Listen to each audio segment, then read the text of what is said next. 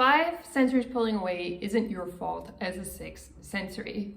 Many 5 sensories have a relationship style where they're a little bit dismissive. That means they really value being independent, but they're very nervous about getting close to someone else. Although intimacy is something that they crave, the minute that they get it, they start pulling away because it brings about that fear that they could lose their independence, that they could lose their autonomy. And that's why they will pull away from you as a 6th sensory, and it's not personal. What we need to understand about 5 sensories as 6 sensories is that we're never going to fully control them or have the intimacy that we're fantasizing about from a 5 sensory, because they just have very different needs from us as 6 sensories. We have to be comfortable with the fact that 6 sensory types like us are very rare in the world. And so if we put it out there that we are 6 sensory, what can happen is that 5 sensories will mimic and play along like they're 6 sensory. But then when push comes to shove and they've actually become intimate with us in one way or the other, it could be physical, but it could be emotional too. It could be just a long date with a lot of sharing. What will happen is their true colors will show and they will pull away in that moment. They will not respond and they will not reach out for a good few days, which will leave us as 6 sensories feeling quite nervous if we've been intimate or we've shared a lot emotionally. What we need to do in this situation is stay calm. Yes, it's possible that the 5 sensory is so scared off by intimacy that they never come back. They just run off the minute it shows up and they leave you hanging as a 6 sensory, and there's not much you can do about it. What can we do? Like, are we going to live our lives guarded and never share with anybody ever again and never have any close relationships? It's just not worth living that way. And so it's far better to deal with the disappointments that 5 sensories give us in a productive way. It's far better that we learn coping strategies to feel calm when they're doing their natural pull away. Just leave them to it. And if they're good people, they will come back.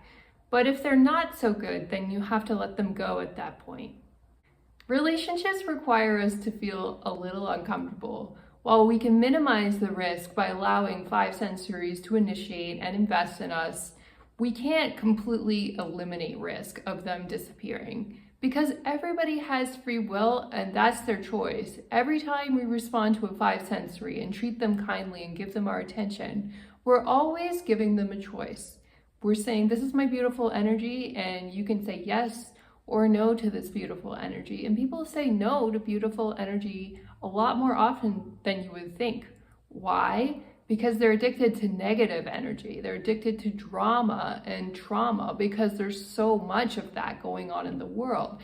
That may not even be good for them, but it's what they're used to. That's their pattern from childhood. And so if they don't get that unconscious pattern met by you as the high vibrational 6th sensory coming in with a lot of love and positivity, then that can be a reason for them to run away as well. Doesn't mean that you're needy or you're doing something wrong necessarily as a 6th sensory.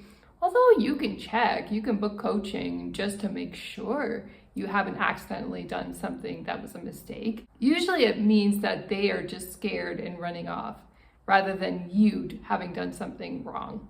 5 sensories can have a lot of reasons for developing this pattern. From early childhood, maybe they had a single parent that had to constantly work, and so they became comfortable with becoming hyper independent from a very young age. They're used to feeling hurt because the mom or the dad was gone and working all the time. And so they don't want to get close again because it reminds them too much of their parents and how much they missed their love when they were growing up. And it's very hard to break the pattern once those patterns are set in a 5 sensory. 5 sensories will sometimes read things online as well that will tell them to behave more stoic in order to not get hurt. That somebody will come running after them the minute they make themselves less available, and they'll even come back on their knees missing them or some silliness like that. But really that behavior makes 5 sensories shoot themselves in the foot. I do understand why they do it if they've encountered another five sensory who was really negative to them, and they had to develop a lot of protective mechanisms to stop that from happening again. But the problem is when they actually meet a nice person like a sixth sensory, they're not going to be really able to open up and receive that love from the sixth sensory. They're always going to go around hungry for it, like a hungry ghost, but they're never really going to be able to fall in love because they are constantly stopping themselves from even getting close, because that could potentially mean that they get hurt or damaged. One of the fantasies that we may indulge ourselves in as six sensories is that I'll be the one who changes the five sensory. I'll be the one that transforms them, that wakes them up into higher consciousness, and they'll open up to love magically, and they'll be loyal to me forever because I was their teacher and I showed them the ropes. But that kind of fantasy thinking is going to get you in a lot of trouble. That's when you're going to get emotionally manipulated. That's when you're going to be taken advantage of. And that's when the five sensory is not going to change. They don't change because you continue to be compassionate and nice to them. They change because something provokes them to change.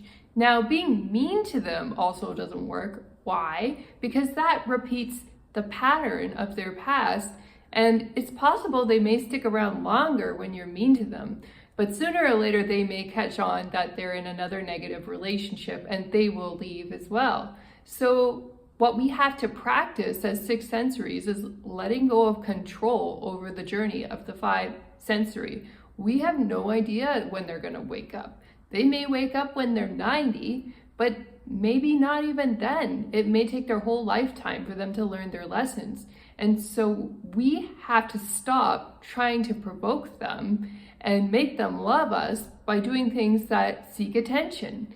That's when we get ourselves vulnerable and in a lot of trouble, and we make our biggest mistakes in relationship.